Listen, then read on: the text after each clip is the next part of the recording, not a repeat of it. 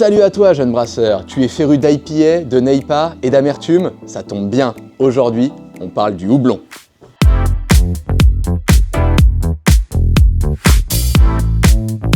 Déjà, qu'est-ce que c'est le houblon? Le houblon, c'est une plante qui fait partie de la famille des Cannabaceae. Donc on a le cannabis et le houblon dans la même famille, mais bien entendu dans le houblon, aucune substance illégale, tout va bien. Donc le houblon, c'est une plante dioïque, c'est-à-dire qu'on a des plants mâles et des plants femelles. Ce qui va intéresser le brasseur et le cultivateur de houblon, c'est de garder uniquement les plants femelles non fécondés. Ce sont eux qui vont pouvoir produire des grosses fleurs qu'on appelle les cônes de houblon. Alors, le houblon, qu'est-ce que c'est? Donc, c'est une plante, un rhizome, c'est-à-dire une racine qui va hiverner de octobre à mars.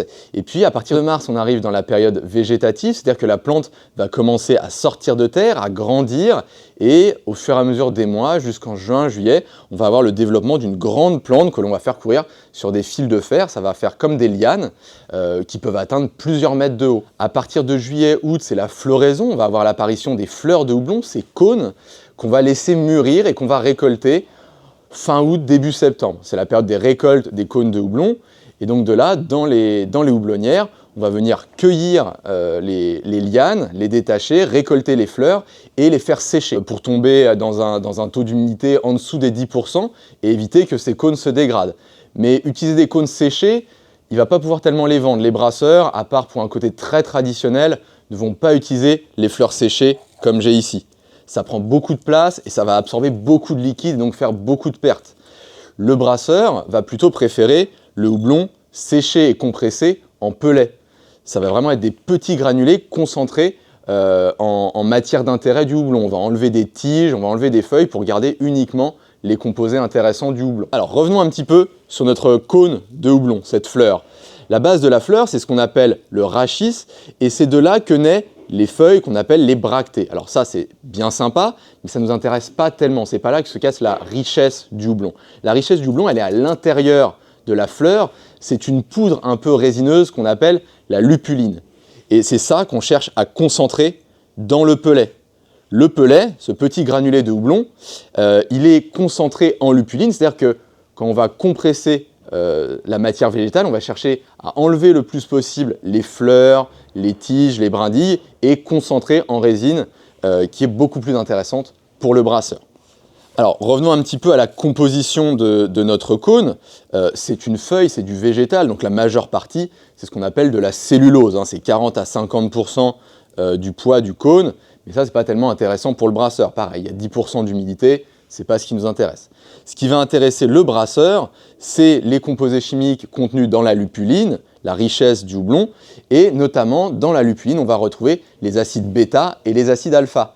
Ce sont eux qui sont responsables de l'amertume qu'on va retrouver dans les IPA et dans tous les dérivés de bière amère. Alors, dans notre lupuline, on va aussi retrouver les huiles essentielles, et bien que ce soit une partie très infime de la masse de notre cône, les huiles essentielles, elles sont très odorantes et vont contribuer à l'aromatique du houblon qu'on va retrouver dans la bière. Alors dans la lupuline, on va retrouver plusieurs composés chimiques très intéressants pour le brasseur, notamment les acides alpha, bien connus des amateurs d'IPA et de toute autre bière amère, puisque ce sont eux, les acides alpha, qui vont se transformer sous l'effet de la chaleur et amener l'amertume qu'on va retrouver dans notre bière. Dans la lupuline, on va aussi retrouver plusieurs huiles essentielles. Alors, elles représentent une infime partie du cône, mais les huiles essentielles, alors elles sont très volatiles, elles n'aiment pas trop la chaleur, elles sont surtout très odorantes. Celles qui vont contribuer à l'aromatique du houblon qu'on va retrouver dans la bière. Alors on va distinguer 3 catégories d'huiles essentielles. La première, la majoritaire, c'est 50 à 80% des huiles essentielles, ce sont les terpènes. Vous avez peut-être déjà entendu des noms comme myrcène, cariophyllène, farnèsène, humulène. C'est des noms d'huiles essentielles qu'on retrouve souvent dans le houblon. Ils vont être responsables de notes épicées, herbacées, terreuses, voire même florales. Mais en réalité, on n'en retrouve que très peu dans la bière parce qu'ils ne sont que très peu solubles dans l'eau. Une autre famille d'huiles essentielles qu'on va retrouver sont les terpènes, mais cette fois les terpènes oxygénés, avec des composés comme le citronellol, le linalol ou encore le géraniol. Ces composés, c'est environ 30% des huiles essentielles, mais ils ont des seuils de perception beaucoup plus bas que leurs cousins les terpènes, donc on va les sentir beaucoup plus facilement. Ils sont plus solubles dans l'eau, donc dans la bière, on va en récupérer plus.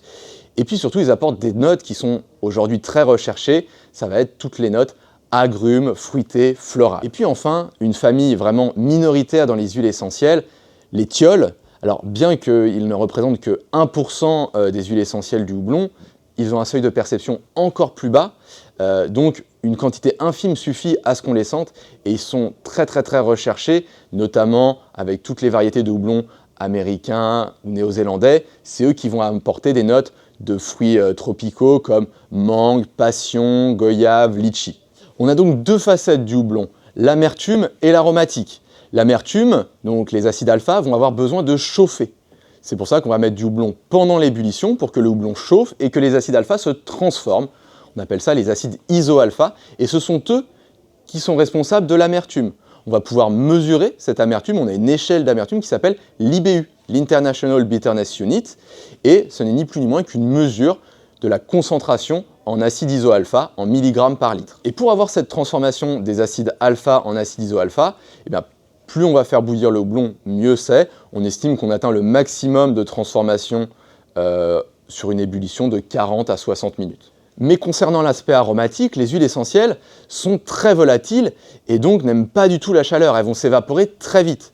Donc si j'ajoute un houblon au début de l'ébullition pour le faire bouillir et obtenir comme ça de l'amertume, ces huiles essentielles vont sentir très bon dans la pièce, mais si c'est dans la pièce, c'est que c'est plus dans la cuve. Il va falloir donc que j'adopte ma stratégie et que j'ajoute mon houblon aromatique à un autre instant. On va donc pouvoir ajouter le houblon en fin d'ébullition, au whirlpool ou même pendant la fermentation, c'est le fameux dry hopping.